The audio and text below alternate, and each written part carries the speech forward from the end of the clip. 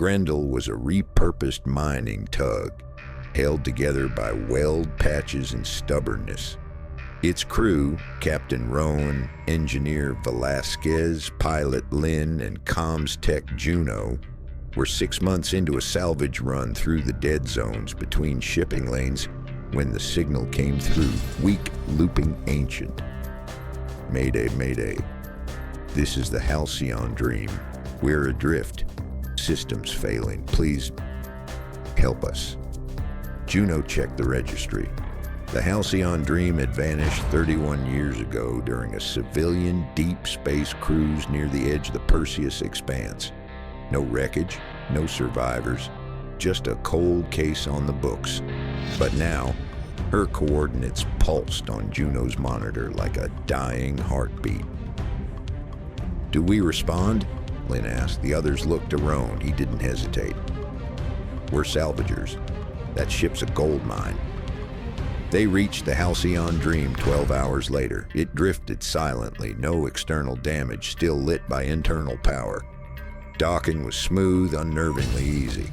Inside, the ship was pristine. No bodies, no signs of struggle. Meals sat half-eaten in the mess. Coffee cups floated through the air like forgotten ghosts. Then the transmission triggered. "Mayday. Please, help us." But it wasn't the original voice. It was Juno's. Then Velasquez's, Roan's, Lynn's.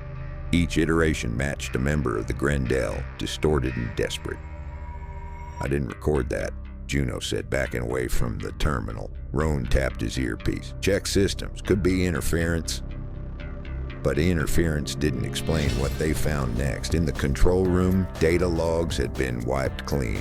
But behind a sealed bulkhead, labeled bio-locked crew access only, they found a cold chamber, a stasis bay, 6 pods, all occupied. The faces inside were unmistakable. It was them.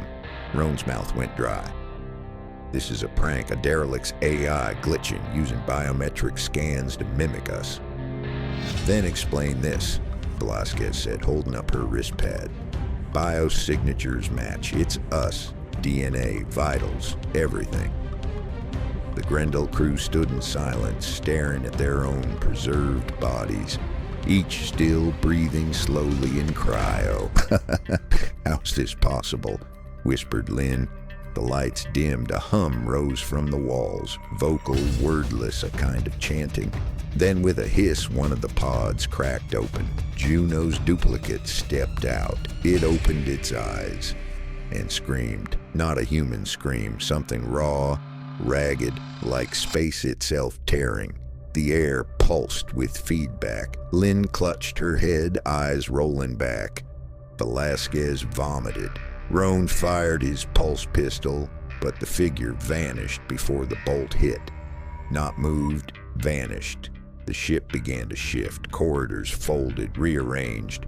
Walls blinked with static images, flashes of memories they didn't recognize, scenes from lives not lived, echoes of futures they hadn't reached. Roan shouted, "Back to the Grendel, now!" But the docking corridor was gone. In its place, a solid wall of chitinous black metal. They ran blindly, retracing paths that no longer existed. Each hallway looked like the last. Each reflection in the polished surfaces stared back a beat too long. The crew's voices flooded the speakers. Panic, pleading, whispering horrors in languages they didn't speak. "I think this ship remembers us," Juno said, trembling. "Not just us. Every crew that's ever come here." Velasquez nodded. Like it's rehearsing, learning, trying to be us." In the central atrium, the final transmission repeated again. "Please help us." This time in a child's voice. Roan recognized it, his daughter's. "That's not possible," he whispered. Then came the knock from the inside of a nearby pod. Roan turned, and through the frost-covered glass he saw himself, eyes wide open, mouthing something silently.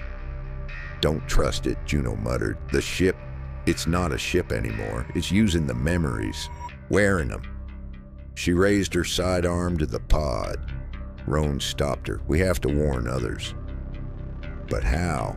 asked Velasquez. "There's no way out." Roan looked at the central console. "We give it what it wants, a better performance." They recorded a new transmission, same format, same desperation, same fear. Then they sealed themselves in the stasis pods. Weeks later, a commercial freighter picked up the signal. "Mayday. Mayday. This is the Halcyon Dream. We're adrift. Systems failing. Please help us." The voices were different now, but perfectly rehearsed.